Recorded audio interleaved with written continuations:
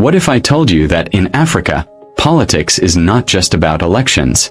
It's about identity. It's about history. It's about survival. And sometimes, it's about loyalty stronger than the Constitution itself. Because African political culture is not something you can understand by just watching the news headlines. To truly understand it, you have to go deeper, into the roots, into tradition, into colonial scars, into the powerful relationship between leadership and society. So here's the real question. Why does politics in Africa feel so personal? Why do leaders become fathers of the nation instead of public servants? Why do elections sometimes feel like conflict instead of democracy? And why, despite all the challenges, do millions of Africans still believe politics can bring change? Today, we are diving into one of the most misunderstood but powerful topics on the continent: African political culture. And trust me, by the end of this video, you will never look at African politics the same way again. Now, before we go further, let's define something important. Political culture simply means the beliefs, attitudes, values, and expectations people have about politics and leadership. In other words, how do citizens view power? What do people expect from leaders? How do societies respond to authority? What makes politics emotional or even sacred? Political culture shapes everything: elections, governance, protests, even the way people talk about presidents and governments. And in Africa, political culture is deeply unique because it has been shaped by three major forces: traditional African governance, colonialism, and modern struggles for democracy and development. To understand African political culture, we have to go back in time. Long before colonial borders were drawn, Africa had complex political systems. There were kingdoms, empires, chiefdoms, and city-states. Leadership was not always about voting. It was often about community consensus, spiritual authority, tradition, and family lineage. In many societies, the king or chief was not just a politician. He was a symbol, a father, a protector, a sacred figure. For example, the Ashanti Kingdom in Ghana had structured councils that advised leadership. The Buganda Kingdom in Uganda had organized political institutions. The Sokoto Caliphate in Nigeria had Islamic administrative systems that governed society. So politics was not foreign to Africa. Africa had governance long before Europe arrived. But leadership was personal, cultural, and deeply tied to community life. And this matters, because even today, modern African politics still carries traces of that traditional mindset. Leaders are often expected to provide, protect, and act like fathers of the nation. Then came colonialism, and with it, a complete political disruption. European powers did not just take land. They reshaped African political life.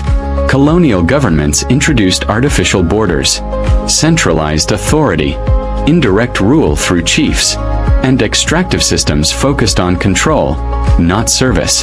The colonial state was not designed to represent Africans. It was designed to dominate them. So Africans learned to view government as something distant, something powerful, something to fear, or something to capture for survival. This created a lasting legacy. Politics became a struggle over state power. And after independence, many African countries inherited colonial structures, but without strong democratic foundations. This is one reason post-independence politics often became a competition for control rather than service. Now we must talk about one of the most sensitive but important realities in African political culture: ethnicity and identity. Africa is the most diverse continent on Earth. Nigeria alone has over 250 ethnic groups. Kenya, Cameroon, Ethiopia, Sudan, all incredibly diverse.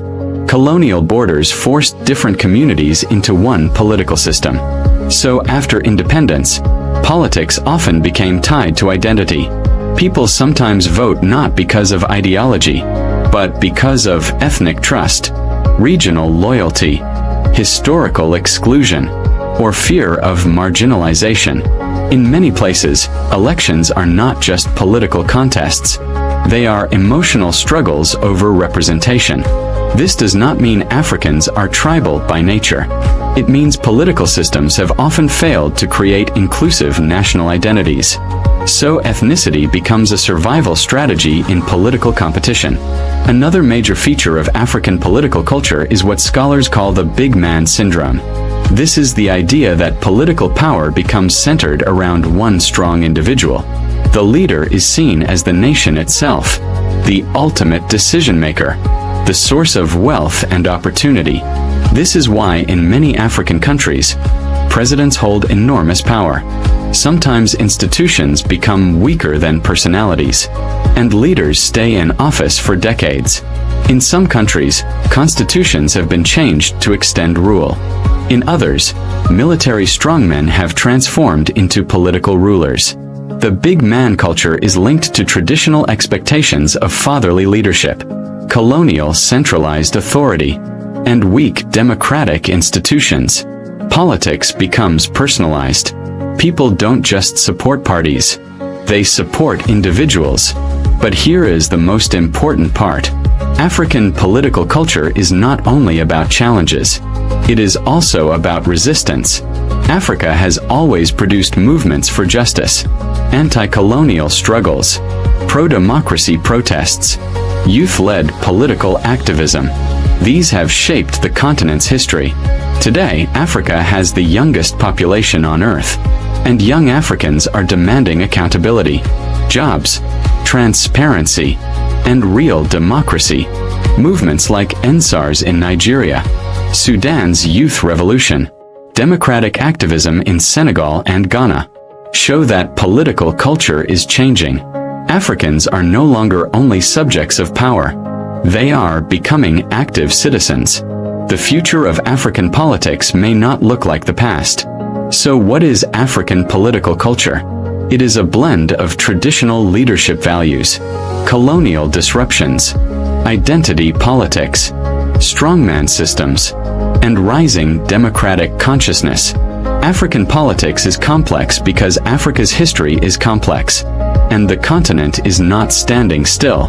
The story of African political culture is still being written by the youth, by citizens, by movements, and by Africans refusing to give up on the promise of better governance. So the next time you see African politics in the headlines, look deeper, because behind every election, every protest, every leader, is a culture shaped by centuries of history.